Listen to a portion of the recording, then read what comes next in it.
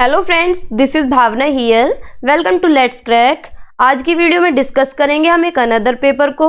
हम इससे पहले 7 पेपर अब तक कर चुके हैं, यानी 32 वीडियोस हम अपलोड कर चुके हैं प्रीवियस ईयर एनालिसिस की। अगर आपने नहीं देखी है तो जाकर देख लें प्लेलिस्ट में, ठीक है। ये सीटेट का ऑनलाइन पेपर है जो दिसंबर और जनवरी में हुआ है। क्वेश्चन बहुत रिपीट होते हैं तो इसलिए आपको सारे क्वेश्चन करने हैं, ठीक है। तो चलते हैं क्वेश्चंस पे, क्वेश्चंस को स्टार्ट करते हैं। क्वेश्चन नंबर फर्स्ट, एसर्शन और रीजन के बहुत क्वेश्चन आए हैं ऑनलाइन शिफ्ट में। हर शिफ्ट में 1 से 2 क्वेश्चन आते ही हैं, ठीक है। A child learns to walk at 11 months while another learns to walk at 15 months। एक बच्चा 11 महीने का चल रहा है और एक बच्चा 15 महीने का चल रहा है। रीजन क्या है? Development occurs at differing rates in individual, कि जो विकास की दर होती है वो अलग अलग होती है। ये बात बिल्कुल ठीक है कि कोई बच्चा 11 महीने का चलता है तो कोई बच्चा 13 महीने का या 15 महीने का चल रहा है। कोई बच्चा 1 साल का बोलने लगता है तो कोई बच्चा 1.5 साल का बोलने लगता है। तो क्या है, विकास की दर सभी में भिन्न भिन्न होती है, ठीक है। तो दोनों ही ऑप्शन यहाँ पे ठीक है। Both A and R are true.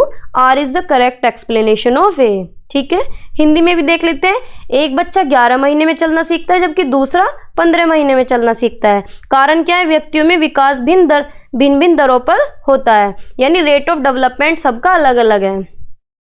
तो दोनों ही ऑप्शन ठीक है, ठीक है। Question number 2, development is dependent upon. विकास किस पे निर्भर करता है? जेनेटिक मेकअप पे, आनुवांशिकता पर, फिजिकल एनवायरनमेंट पे, वातावरण पे, सोशियो कल्चरल फैक्टर, सामाजिक सांस्कृतिक फैक्टर्स पे। तो तीनों ही ऑप्शन ठीक है, ठीक है। तीनों ऑप्शन हमारे 4th ऑप्शन में दिए गए हैं। हिंदी में देखते हैं, विकास निम्न में से किस पर निर्भर करता है? आनुवांशिक बनावट पर, ठीक है, ठीक बात। भौतिक वातावरण पे, एनवायरनमेंट पे, सामाजिक सांस्कृतिक कारक पे, ठीक है। तो तीनों चीजों पे डिपेंड करता है, ठीक है। तो ऑप्शन नंबर 4 हमारा यहाँ सही होता है। आगे चलते हैं। Question number 3, make believe play blossoms and supports all aspect of psychological development in infancy, early childhood, middle childhood and adolescence. Hindi में पढ़ते हैं, किस अवस्था में प्रतीकात्मक खेल बढ़ता है तथा संज्ञानात्मक विकास को समर्थन देता है? प्रतीकात्मक यानी इमेजिनेशन करके बच्चे खेलते हैं, दूसरों को देखते हैं, इमेजिनेशन करते हैं और तब खेलते हैं। तो ये किस एज में होता है? ये होता है प्रारंभिक बाल्यावस्था में। जब बच्चा घर से बाहर निकलने लगता है, पीयर ग्रुप के साथ खेलने लगता है, तब ये शुरू होता है, ठीक है। मेक बिलीव प्ले, ठीक है। आगे चलते हैं। Question number 4, which of the following is an agency of primary socialization of children, यानी प्राथमिक सामाजिकरण की संस्था कौन सी है? प्राइमरी सोशलाइजेशन जो बच्चे का होता है वो उसका घर परिवार से होता है, माँ बाप से होता है, अपने दादा दादी से होता है, अपनी फैमिली से होता है। तो प्राइमरी सोशलाइजेशन हमारी फैमिली होती है, ठीक है। फैमिली क्या है? मिनिएचर वर्जन ऑफ सोसाइटी, यानी सोसाइटी का छोटा रूप हमारा परिवार होता है। मिनिएचर वर्जन ऑफ सोसाइटी, ठीक है, यानी सोसाइटी का छोटा रूप हमारा परिवार होता है। बच्चे का सामाजिकरण जो है वो परिवार से ही शुरू होता है, ठीक है। तो ऑप्शन नंबर 4 हमारा सही है, परिवार। आगे चलते हैं नेक्स्ट क्वेश्चन पे। Question number 5, a 5-year-old child fails to reason that when water is transferred from a tall and narrow glass to a wide container, the quantity of water remains the same. According to Piaget, this is because। Hindi में पढ़ते हैं, एक 5 वर्ष की बच्ची ये तर्क करने में विफल रहती है कि जब पानी को एक लंबे और संकीर्ण गिलास से एक चौड़े बर्तन में स्थानांतरित किया जाता है तो पानी की मात्रा समान रहती है। पियाजे के अनुसार इसका क्या कारण है? यानी बड़े बर्तन में पानी डालो चाहे चौड़े बर्तन में पानी डालो, पानी की क्वांटिटी सेम रहती है, ठीक है। तो वो सोच नहीं पा रही है, ये वो रिवर्स नहीं कर पा रही है, पलटाव नहीं कर पा रही है। तो किसकी वजह से हो रहा है? ऑप्शन है C, can not reverse her thinking, यानी अपनी थिंकिंग को वो पलट नहीं पा रही है। तो ये बात बिल्कुल ठीक है।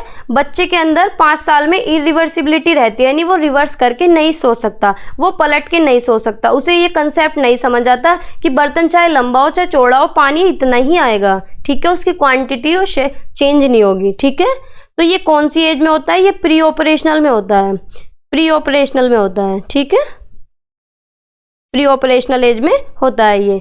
तो C can not reverse her thinking, बाकी के ऑप्शन भी देखते हैं। C can not do goal directed behaviour, तो गोल डायरेक्टेड बिहेवियर जैसी यहाँ कोई बात नहीं है। गोल डायरेक्टेड बिहेवियर होता है कि कोई भी वस्तु पड़ी है, कोई भी चीज पड़ी है या बॉल पड़ी है तो बच्चा उसी तरफ दौड़ता है, ठीक है।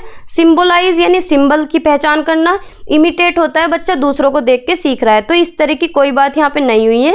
ये तीनों ऑप्शन हमारे गलत होते हैं। ए ऑप्शन बिल्कुल ठीक है, ये प्रतिवृत्ति सोच नहीं रखती, यानी वो रिवर्स करके नहीं सोच पा रही है। इस एज में इरिवर्सिबिलिटी रहती है, ठीक है।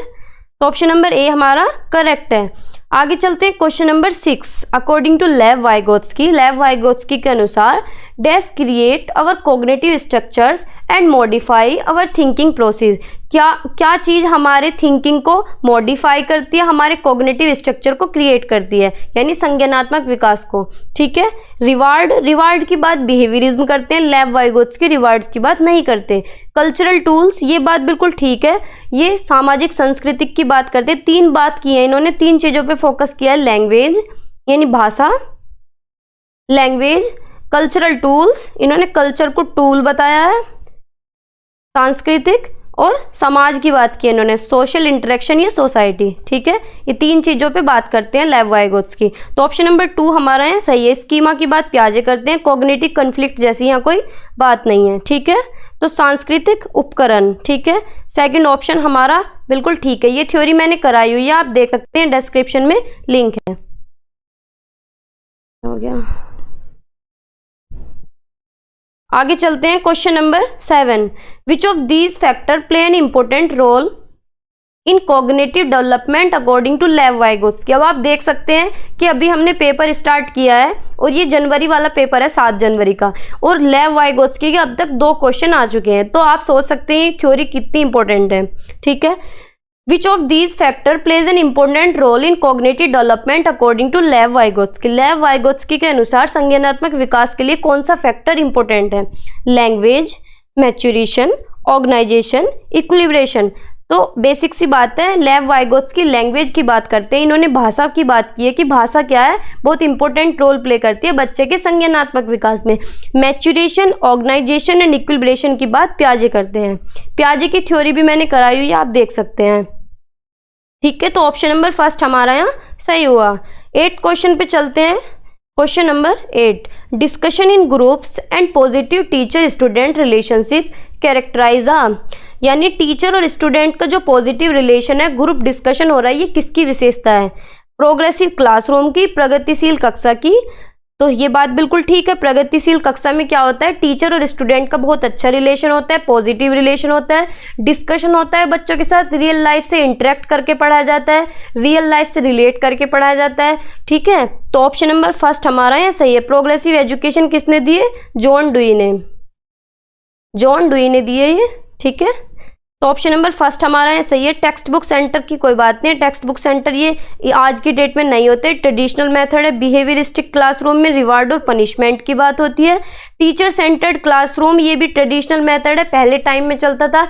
अब जो चलता है वो चाइल्ड सेंटर्ड मेथड चलता है, जिसमें टीचर फैसिलिटेटर का काम करता है और बच्चा एक्टिवली इन्वॉल्व रहता है, ठीक है।